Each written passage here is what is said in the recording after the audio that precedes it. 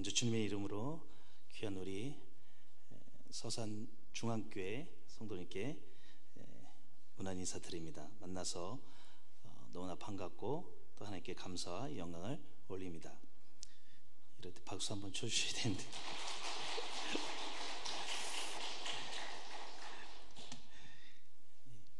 너무 조용하면 제가 조금 당황을 할 수 있습니다. 늘 시끄럽고 환영해 주는 아프리카 예배 속에서 또 오래간만에 한국에 방문해서 또 선교 보고도 하고 말씀을 전하는 자리에 서게 되면 정말 떨림과 긴장 속에 서게 됩니다. 첫 번째로는 일단 환경이 너무나 바뀌어가지고 조용히 앉아서 저만을 이렇게 쳐다보고 계신 성도님들을 보면 사뭇 너무 달라져서 많이 당황을 하게 되는데 하여튼 그래도 오랜만에 코로나가 터지고 나서 올 수 없는 상황이 계속되었고 또 아까 방금 전에 목사님께서 말씀하신 대로 좀 와이프가 류마티스라는 좀 안 좋은 질병이 조금 심하게 들어서 한국에 들어와야만 하는 상황이 돼서 잠시 고국에 방문을 했습니다. 기억나시는 대로 기도를 많이 해주시면 좋겠습니다. 한 분만 아멘 하시네요. 이런 것들이 좀 이제 어색한 거죠. 하면 다 아멘 하고 두 손 들고 아멘 하고 막 이래야 되는데 저를 아시는 분들 얼굴을 아시는 분도 있을 것 같고 처음 뵈시는 분도 있을 것 같은데 제가 제 기억으로는 이제 두 번째 귀한 교회 또 목사님께서 불러주셔서 이렇게 강단에 서게 된 것 같습니다. 20년이 벌써 시간이 금방 지난 것 같습니다. 20년 전에 하나님께서 뜻이 있어서 아프리카로 보내주셔서 이 귀한 선교 사역을 또 감당케 해주셨습니다. 정말 돌아보면 다 하나님의 은혜다라고 밖에는 표현할 수밖에 없는 그런 시간들이었던 것 같습니다.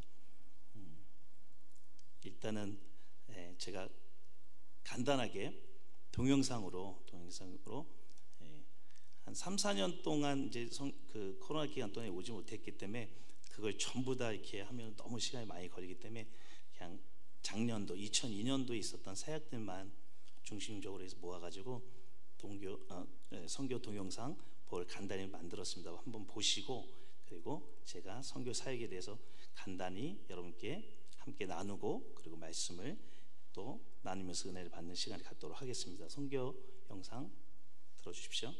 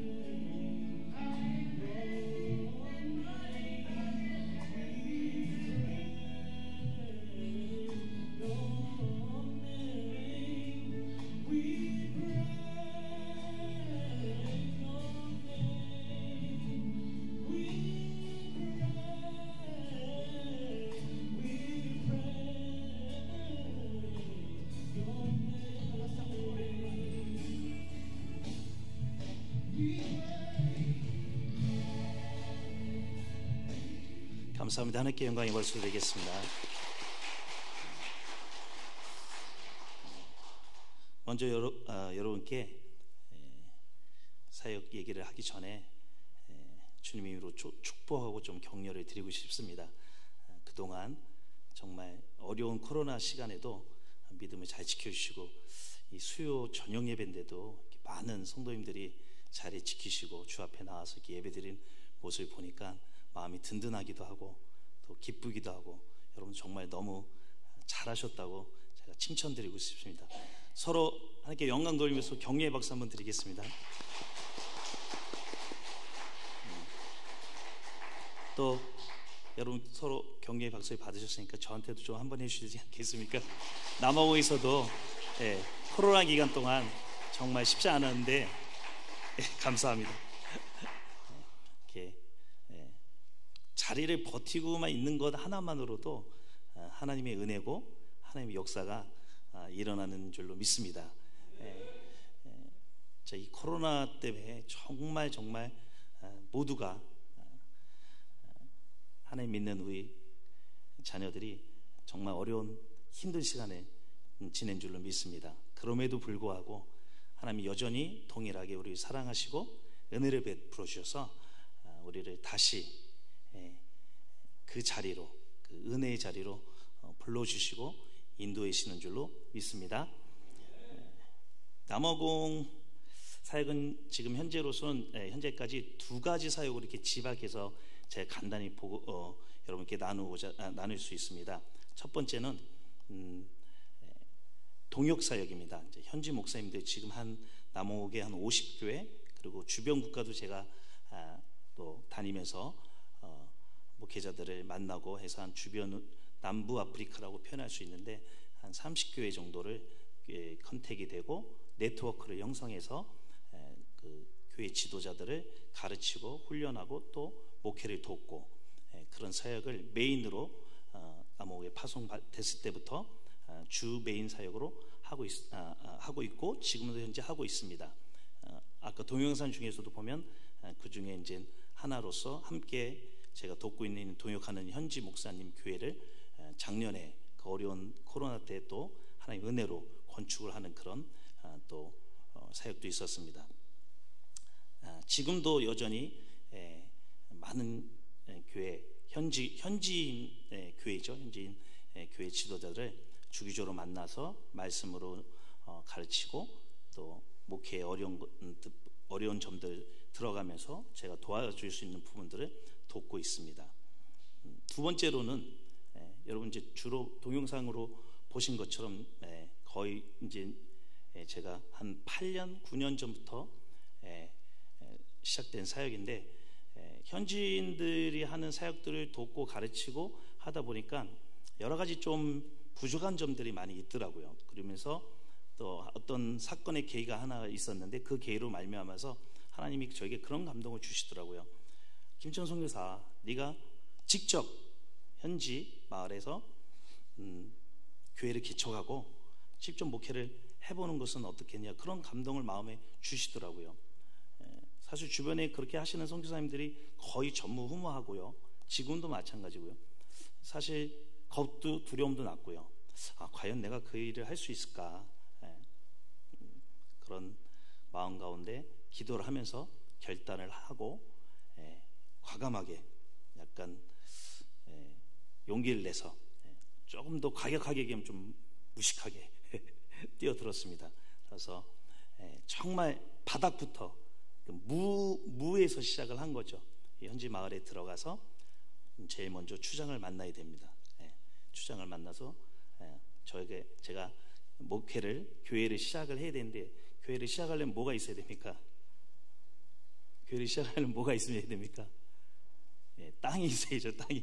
예배를 어디 물론 가정에서도 드릴 수 있지만 그래서 이제 교회 터가 필요하니까 교회 터를 좀 주십시오 해가지고 이게 추장이 교회 터를 왜 필요하냐 이제 여러 가지 질문도 받고 이제 하면서 잘 얘기가 돼서 교회 터를 얻어서 그곳에 이제 울타리를 치고 처음에 건축은 할 수 없으니까 재정이 없으니까 조그만 이제 깡통교회라고 저희는 부르는데 이제 양철로 된 걸로 이렇게 조그맣게 아주 조그만 모일 수 있는 공간에 만들어니까 양철로 조그만 아까도 동영상에도 좀 보셨죠? 이렇게 양철로 허름하게 지어진 그런 교회를 짓고 거기서 이제 예배를 저희 가정이 처음에 시작을 했죠. 그리고 다음 날부터 동네 이제 돌아다니면서 방방 곳곳 가가호호 돌아다니면서 전도를 하면서 이제 교회가 시작이 된 거죠. 그렇게 시작한 교회가 세 군데 교회를 개척을 했습니다. 놀라시지 않는군요. 이러면 와우 이렇게 소리 질러줘야 되는데 그래서 정말 하나님의 은혜로 다른 세 지역에 교회를 세 군데를 개척해서 제가 직접 아이들도 주일학교부터 시작해서 청소년 그리고 어른까지 다 직접 목회를 하면서 말씀을 가르치고 또 설교도 하고 훈련도 시키고 그러고 있습니다. 특별히 이제 말씀 훈련을 주 메인 사역으로 하면서 말씀을 가르치고 있는데 참 이게 여러분이 앉아서 이렇게 들으시니까 당연한 거라고 생각하시는데 제가 20년 지나면서 보니까 정말 힘든 게 말씀을 가르치는 거예요. 말씀을 가르치는 거. 더군다나 다른 문화, 다른 한국 사람도 아닌 아프리카 사람에게 물론 뭐 영어를 가르치고 통역도 세우지만 전혀 문화가 다르고 이해 수준도 다르고 또 이해하는 방법도 다른 이런 분들에게 하나님의 말씀을 가르친다는 것은 정말 지금 되돌아보면 지금 보면 정말 기적과 같습니다. 처음에는 막 열정적으로 열심히 가르쳤는데 그러니까 반응이 없는 거예요. 반응이. 내가 뭔가 잘못했나 하면 이렇게도 해보고 저렇게도 해보고 여러 가지 방법으로 가르치고 해도 말씀이 그들 삶 가운데 이렇게 들어가는 그런 느낌을 받지 못하는 거죠. 그래도 포기하지 않고 지금 교회가 있는 지역은 저희 집에서 한 1시간 반 정도의 거리에 있습니다. 굉장히 시골 지역인데 이제 거의 매일 뭐 왔다 갔다 하면서 현지 마을에서 좀 거주하면서 하면 좋을 텐데 아직까지 남아공이 뭐 치안이나 여러 가지 이런 어려운 사정이 있어서 현지 마을에서 거주하면서 살면서 그쪽에서 사역하기는 쉽지 않은 상황입니다. 그러다 보니까 왔다 갔다 하면서 긴 거리를 운전 매일 한 3시간 이상 운전을 해야 되니까요. 하면서 말씀을 가르치고 또 아이들을 또 가르치고 이렇게 하면서 하는데 정말 쉬운 부분 너무너무 어렵더라고요. 특별히 이해하는 방법들이 많이 다릅니다. 이 커뮤니케이션의 방법을 배우는 게 지금 20년이 지났는데도 그래요. 그 사람들의 삶, 그 사람들의 방식을 이해한다는 게 너무너무 어려워요. 단적으로 예를 들면 우리 목사님 거도 아까 식사하면서 잠깐 나눴는데 우리나라는 한국 사람들이 그래요. 대부분 저를 포함해서 우리는 거의 또 마음이 늘 급하기보다는 이제 빨리빨리 하는 걸 좋아하니까 그렇죠? 그래서 바로 본론으로 들어가죠. 그렇죠? 식당에 가도 국밥 하나 먹고 싶은 거 빨리 시키잖아요. 그죠? 누가 식당에 가가지고 아주머니 안녕하십니까? 아유 오늘 이쁜 옷 입으셨네요. 아유 이런 분들 있으면 그 식당 주인이 여러분을 보시면서 저 사람이 오늘 뭘 잘못 먹었나 이렇게 그러시잖아요. 그죠? 들어가면 바로 스트레이트로 필요한 목적을 딱 이해했는데 아프리카는 그렇지 않습니다. 절대로 본론을 얘기하지 않습니다. 끝까지 헤어지는 그날까지 그날 그 사람이 나에게 하고 싶었던 본론 그 핵심 이야기는 단 한마디도 하지 않습니다. 그분하고 1시간을 얘기했는데 그 주변에 엉뚱한 얘기를 하고 헤어집니다. 거의 매일 그래요. 처음에는 분명히 날 만나서 무슨 얘기를 하려고 만났는데 1시간, 2시간을 한참 수다 떨고서 갔는데 도대체 왜 나를 만나자고 했지? 뭘 얘기하고 싶었던 거지 제가 찾을 수가 없어요. 다른 얘기를 뭐 엄청 얘기하다가 너무 좋았다고 또 목사님 만나서 너무 좋았다고 그러고 가요 집에. 저도 돌아오죠.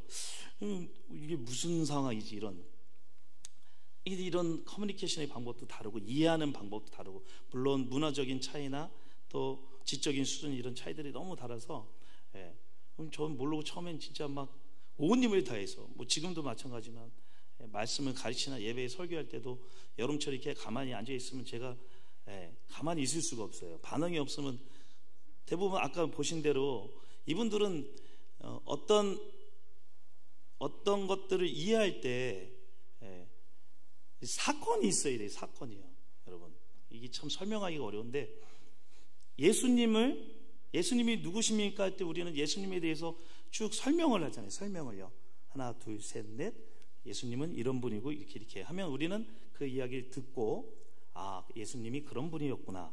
그리고 그게 좀 더 강하게 오면 마음속에 울림도 있고 감동도 오면 그 예수 그리스도에 대해서 우리가, 아, 예수님이 이런 분이셨구나, 이렇게 이해를 하잖아요. 그렇죠? 맞습니까? 고개를 이렇게 아멘을 해주시던가 고개를 끄덕끄덕.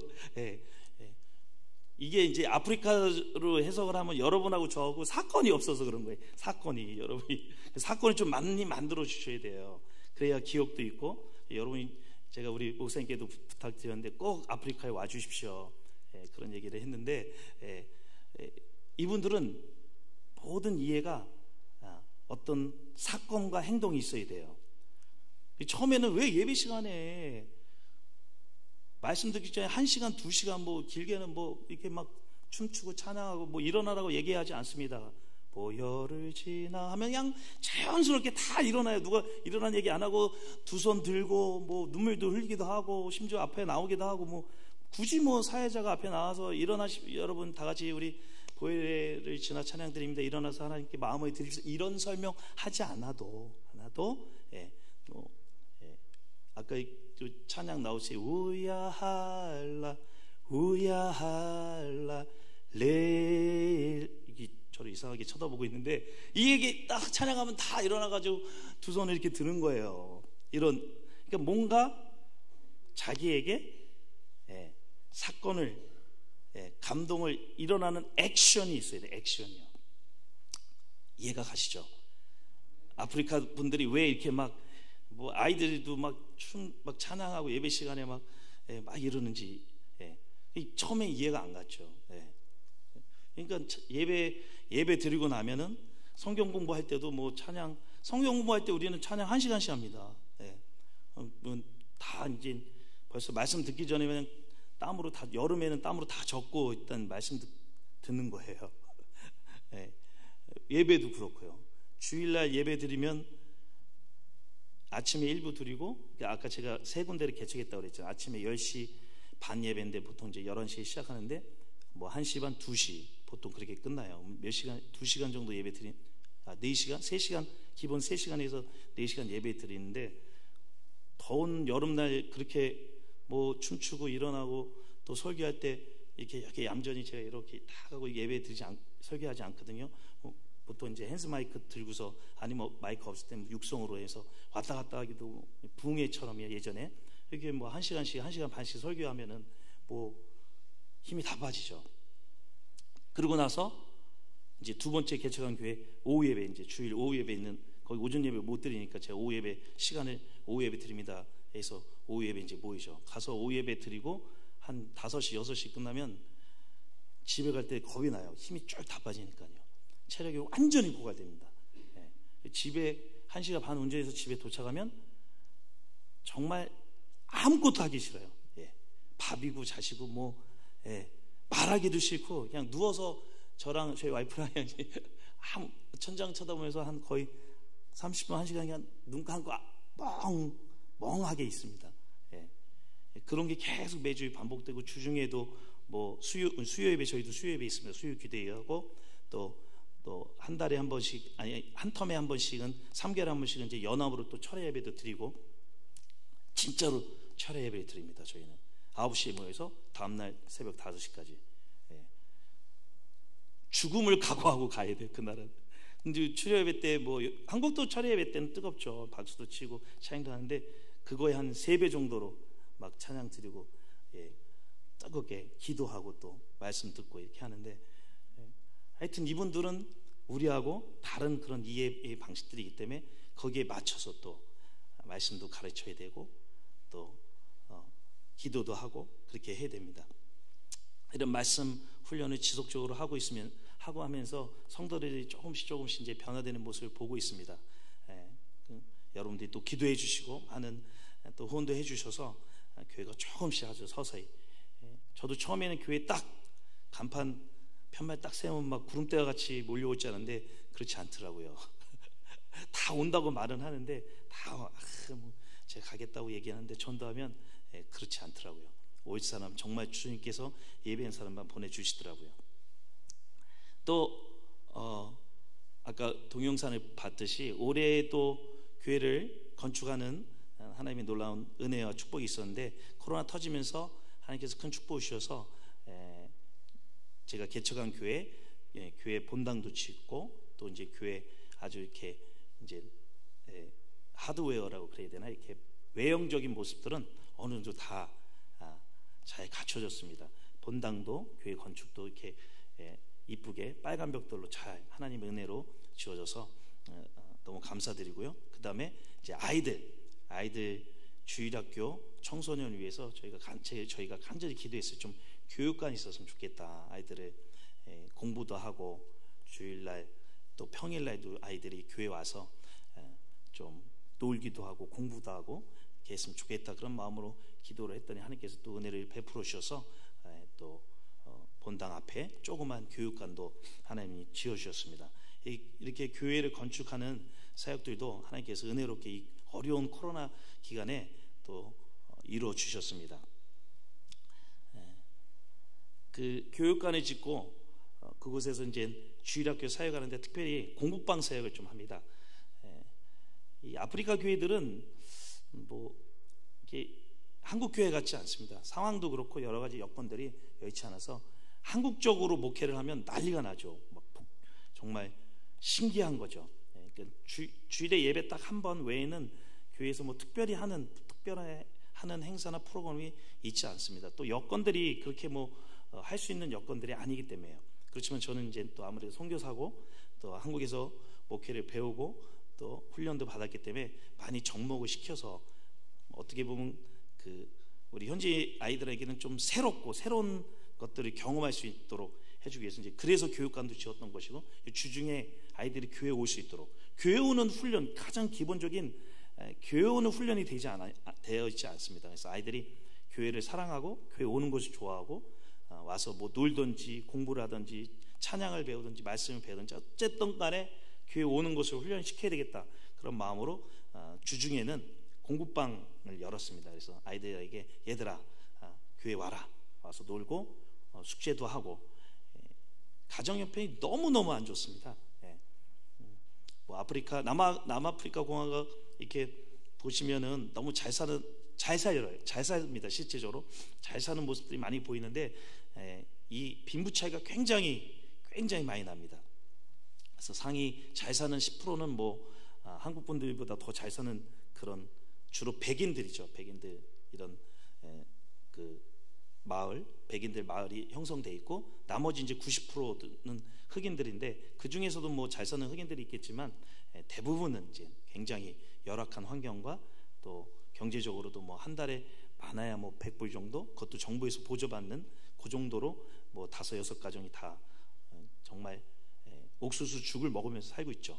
집에 가보면 집에 또 어느 정도 좀 잘 지어진 집도 있지만 대부분 이제 안 지어진 집들은 뭐 정말 형편이 없습니다. 어떻게 사람이 저기서 살까 할 정도로, 특히 이제 깡통이라고 저희 늘 얘기하는데 이렇게 양철로 이렇게 지어놓은 집들에서 많이 살고 있는데 거기 가면은 정말 너무너무 안타깝죠. 이제 그런 아이들이 너무 환경적으로 더럽고 어렵기 때문에 질병도 많이 나고, 뭐 아이들 뭐 다쳐도 약하나 엄치 사는 아이들이 대부분이죠. 저희는 얼떨결에 빨간 약 같은 거 하나, 뭐 오라메디 같은 거 이제 항상 비상약 같은 거 저희는 차에 갖고 다니는데, 저희 아내 이현옥 선교사가 늘 아이들 너무 아이들 좋아하니까, 아이들 사역은 거의 다 우리 이현옥 선교사 하니까 애들한테 이제 다치는 애들이 많아요. 근데 거의 뭐 약을 간단하게 약 하나만 바르면 되는데 그런 것도 하지 않는 애들이 대부분이거든요. 그러니까 이제 아이들 오면은 항상 약 발라주고, 감기 걸리면 감기약 하나 주고. 근데 정말 약이 잘 듣습니다. 왜냐하면 아이들이 이런 거 써보지 않았기 때문에. 그 바람에 이제 자연스럽게 저희는 덕터가 됐죠. 덕터, 영어로 덕터. 덕터라고 얘기해요, 진짜. 다 뭐만 하면 다 고쳐주니까. 네, 그래서 이제 아이들 이렇게 돌보면서 사역하고 공부하면서 아이들이 열심히 교회 나와서 공부하기도 하고 놀기도 하고, 또 아이들이 많이 배고파하기 때문에 공부방에 오면 이제 뭐 점심은 안 되지만 간식거리로 해서 이제 빵하고 거기다 잼을 발라가지고 줍니다. 아이들이 너무너무 좋아하죠. 그리고 이제 간단하게 물 타서 먹는 주스 이런 게 있어요. 나무에서 그거 주스랑 해서. 근데 아이들은 그게 한 끼예요, 한 끼. 그래서 이제 그걸 먹으면서 공부방 사역하고 있는데, 상당히 시작은 했는데 점점 아이들도 많아지고 또 하다 보니까 이제 물론 사람도 저희가 그거 관리하시는 선생님들 세웠는데 이게 너무 쉽지는 않더라고요. 여러분의 기도도 필요하고 또 후원도 많이 필요한 사역입니다. 이런 공부방 사역을 하고 있고요. 아까 동영상 중에 보신 것 중에 보면 또 하나의 은혜를 주셔가지고 작년에 또 우물, 저희 지역에는 우물이 나오지 않습니다. 물이 수도가 없습니다. 정말 제가 보면 어떻게 이 현지인들은, 성도들은 어떻게 살아가나. 전기 없는 거는요, 사람이 아무 문제 없이 살아갈 수 있습니다. 밤에 저녁 해 떨어지면 자면 돼요. 자더라고요. 진짜 일찍 자요. 해 떨어지면 자요. 근데 물은 생명하고 관련이 있더라고요. 물 없으면 살 수가 없습니다. 모든 면에서. 그리고 물 없으면 모든 질병이 와요. 그래서 이분들이 동네에 우물이 있는데 가가지고 이제 막, 그러니까 아침 되면 애들이 학교를 안 가요. 어쩔 땐 물길로 가요. 집에 물 떨어지면 물 있어야 되니까 뭐 이런 경우도 굉장히 많이 있고요.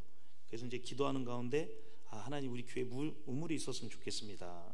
그래서 기도했더니 정말 놀랍게 하나님 응답해 주셔서 저희 교회에서 한 교회에서 후원을 해 주셔가지고 우물을 하나 팠습니다. 파고서 성도들이 막 괴성을 지르고, 우물 파는 날 그 아까 저기 비디오 잠깐 보셨는데 사실 성도들이 다 와가지고 옆에서 지켜보고 있었어요. 그래서 물론 시작하기 전에 기도도 하고 다 끝나니까 물 나오니까 막 박수치고 막 환호도 하고 너무너무 기뻐했죠. 그래서 지금은 이제 우물 파는 데에서 모터로 돌려서 일주일에 2번 와가지고 물을 길러갑니다. 또 물 팠더니 또 여러 가지 시골이라서 이제 또 말도 많고 이것도 또 쉬운 게 하나도 없더라고요. 누구는 왜 물을 이제 누구는 주고 누구는 안 주고 뭐 이런 일들이 일어나더라고요. 또 한계가 있고 물 탱크가 아까 이렇게 세워지는 거 보셨죠? 그게 2,500리터인데 그게 2개가 있어요. 5,000리터를 일주일에 2번 푸는데 뭐 금방이 동나죠. 동나면 이제 못 받아가는 분들은 또 뭐 와가지고 교회가 물도 안 준다 막 이렇게 또 불평하는 사람도 있고 여러 가지 일들이 많이 있더라고요. 어쩌거나 하나님께서 은혜를 주셔서 또 이렇게 우물 주셔가지고 우리 성도들과 주변 이웃들에게 물을 나눌 수 있는 기쁨을 또 허락해 주셨습니다. 코로나 터지면서 경제적인 뭐 한국도 마찬가지지만 너무 어려움이 많이 들었습니다. 항상 그렇듯이 어렵고 없는 사람들이 더 고통을 많이 받지 않습니까? 그래서 저희 성도들이, 저희 교회 성도들은 뭐 한 99%가 직장이 없다고 보면 됩니다. 남아공이 그렇게 겉으로 보는 모습들하고 다르게 실제 들어가면 현지 흑인들은 너무나 이 빈부격차 많이 나서 어려운 삶을 살아갑니다. 그럼 어떻게, 직장이 없는데 어떻게 삽니까? 그래서 정부에서 가정 안에 가정에 직장이 없고 아이들이 있으면 아이들 수대로 지원금을 조금 줍니다. 그래서 아까 제가 얘기했듯이 한 뭐 100불 정도, 많으면 150불 정도. 그럼 그 돈 가지고 한 뭐 5, 6, 7 가정이 그 옥수수 주의라고, 이제 옥수수 가루라고 합니다. 옥수수 가루. 그거를 사서 먹을 수 있고, 그다음에 뭐 잘하면 잘 알뜰하게 살림하는 주부들은 뭐 한 달에 한 번이라도 이제 닭 치킨을 사가지고 한번 끓여 먹을 수 있죠. 그러면 이제 그 죽하고 치킨 이렇게 우리나라 말하면 닭도리탕 뭐 비슷한 이제 이렇게 탕죽을 해가지고 이렇게 먹죠. 그러다 보니까 안 되겠다. 또 이제 그것도 못 받고 또 여러 가지 행정적인 뭐 절차가 있어가지고 이게 못 받는 분들이 생기더라고요. 그러다 보니까 어려워가지고 이제 교회 와서 목사님 도와주세요, 막 이렇게 하는 분들이 많이 있어서 코로나 터지면서 저희 교회에서는 이제 그 메이즈밀, 우리나라는 성미처럼 쌀 나눠주는 사역을 했습니다. 그래서 한 가정당 하나씩 매달 메이즈밀 구제 사역을 했었죠. 지금 이제 코로나가 끝나서 남아공은 이제 공식적으로 정부에서 이제 코로나 저희는 없습니다. 마스크도 다 벗고 모든 경제 활동 다 정상적으로 하고 있죠.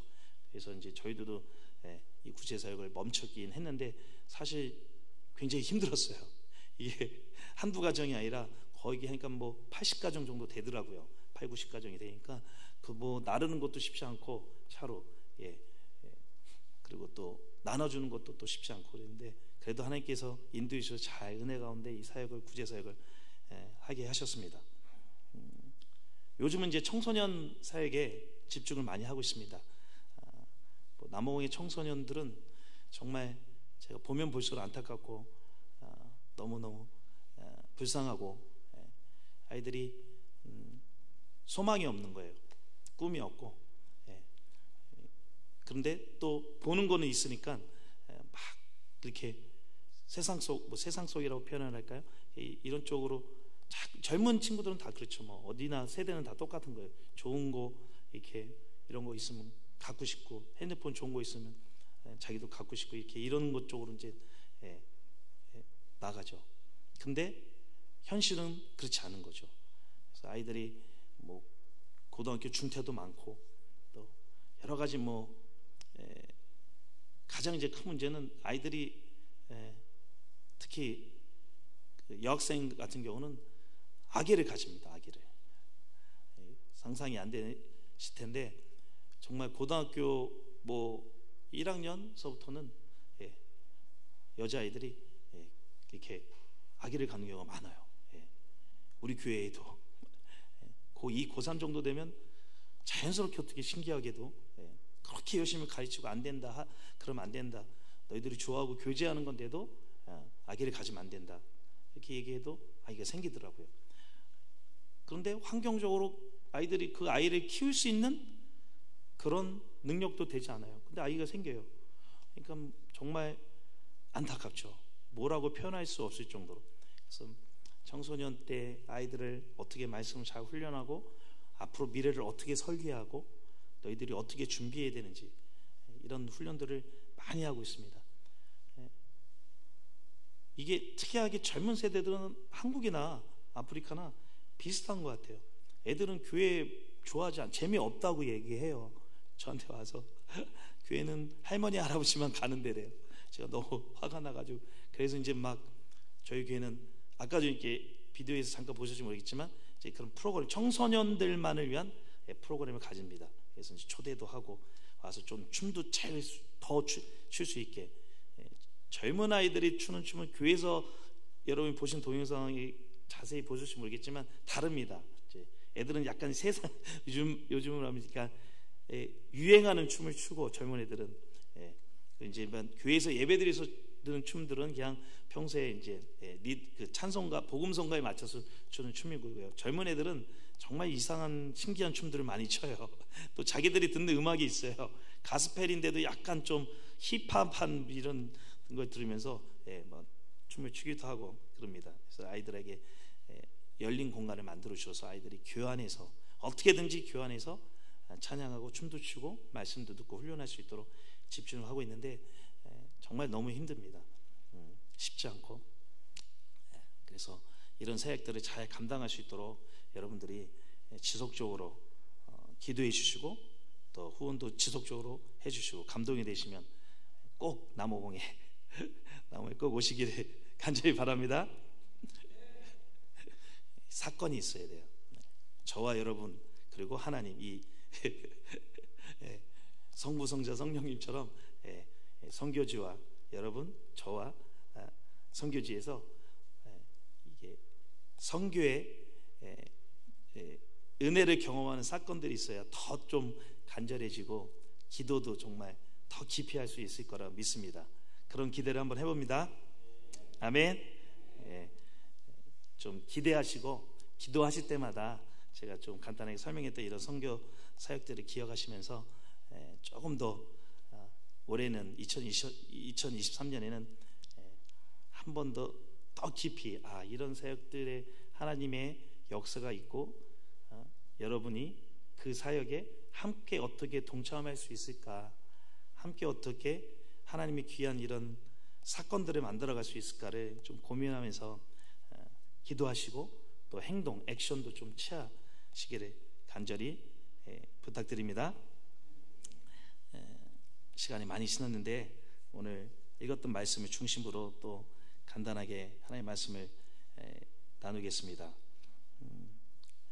시간이 많이 지났는데 오늘 함께 읽었던 사도행전 2장 29절로 32절 말씀, 특별히 오늘 제목을 그렇게 정해봤습니다. 우리가 다 증인이로다 라고 정했는데 32절 말씀에 사도 베드로가 이 예수를 하나님이 살리신지라 우리가 다 이 일의 증인이로다 라고 유대인들 앞에 담대하게 선포하는 초대교회 첫 번째 오순절 사건 이후 설교를 했던 내용 중에 한 구절입니다.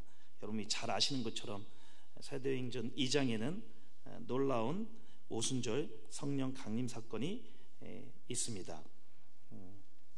그래서 선교를 하는 데에는 사도행전 1장에서 예수님께서 이미 약속하시고 또 부탁하신 말씀처럼 여러분 잘 아시는 말씀이시 한번 제가 짧게 읽어보겠습니다. 사도행전 1장 8절에 오직 성령이 너에게 임하시면 너희가 권능을 받고 예루살렘과 온 유대와 사마리아와 땅끝까지 이르러 내 증인이 되리라 하시니라 라고 이렇게 예수님께서 제자들에게 하늘로 승천하시기 전에 말씀해 주셨습니다. 그래서 우리가 이제 앞으로 내가 너희들이 떠나서 하늘로 올라갈 텐데 이제는 너희들이 성령을 받고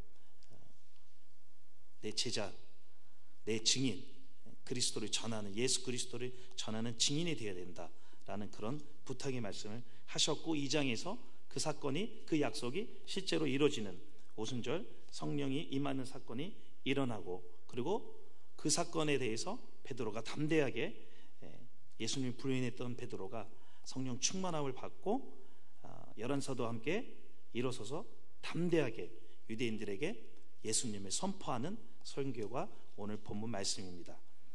그 본문 말씀 중에 특별히 우리가 잊지 말고 기억해야 될 말씀이 32절에 있던 말씀, 제 마음속에 또 여러분 마음속에 오늘 깊이 다시 한번 새겨야 될 말씀이라고 생각이 듭니다.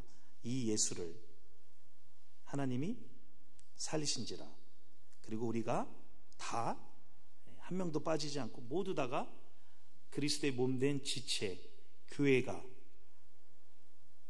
이 일에 이 예수를 전하는, 하나님께서 살리신 이 예수를 전하는 증인이라는 것이죠. 이렇게 베드로가 담대하게 선포를 합니다. 죽음을 각오한 선포입니다. 유대인들이 예수 그리스도를 붙잡고 십자가에 못 박히지 않았습니까? 못 박게 하지 않았습니까?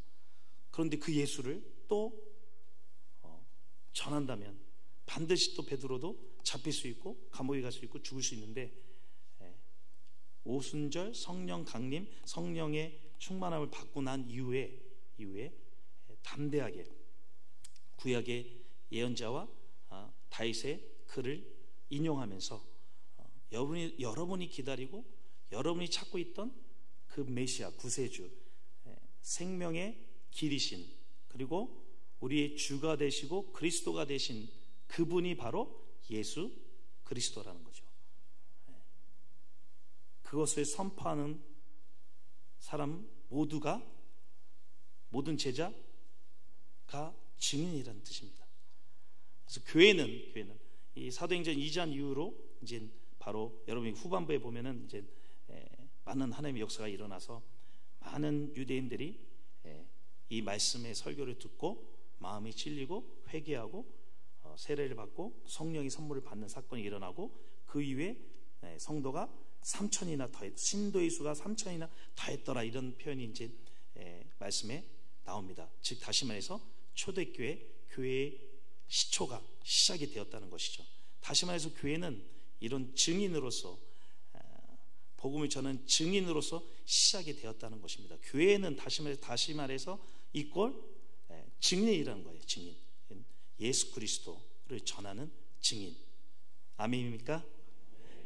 그래서 여러분이 무엇을 하시든 간에, 어디에 있던지 간에, 어디를 가시든지 간에 증인된 삶을 사셔야 될 줄로 믿습니다. 한국에 와서 남아공에서도 한두 번 들었던 것 같아요. 근데 한국에 와서 들었던 복음성가 중에 정말 제 마음을 뜨겁게 하고 은혜를 주었던 찬양이 하나 있었습니다. 제가 한국 찬양을 잘 못해서 부르지는 못하겠고요. 요즘은 아니고 꽤 됐다고 얘기하더라고요. 제가 이름도 잘 기억이 가물가물한데 박경민인가요? 김경민? 박경민 목사님 찬양 사역자 박경민입니까? 은혜라는 찬양, 송경민, 죄송합니다.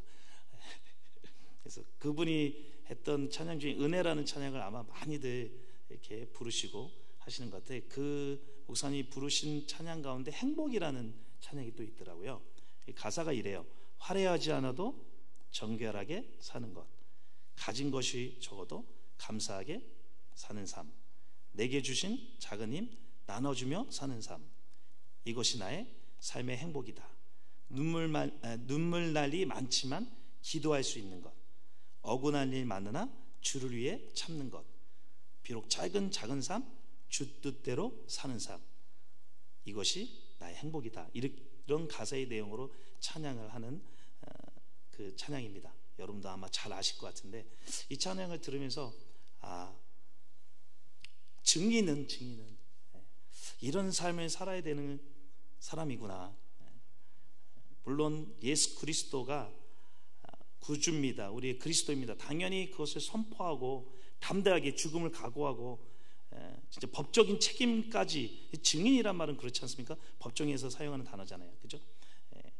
그만큼 강력하게 책임을 가지고 예수 그리스도를 전해야 되는 사람입니다. 그렇기 때문에 우리 삶 가운데 예수 그리스도가 진정한 우리의 구세주고 생명으로 이끄시는 분이시고 나를 살리시는 분이라는 삶의 흔적이 있어야 된다는 것이죠. 그렇지 않으면 우리가 어떻게 담대히 목숨을 내걸고 밖에 나가서 그런 모습을 보일 수 있겠습니까? 특별히 이 찬양처럼 정말 이러한 삶, 정결하게 사고 어떤 가진 것이 하나도 없어도, 이 가사가 참 가진 것이 적어도 감사하는 삶, 이 한 구절을 보면서 우리 성도들 많이 생각이 나더라고요. 정말 하루 밥 한 끼 먹을까 말까 하고 오는데 주일날 또 아주 옷은 정말 열심히 빨아요. 깨끗하게.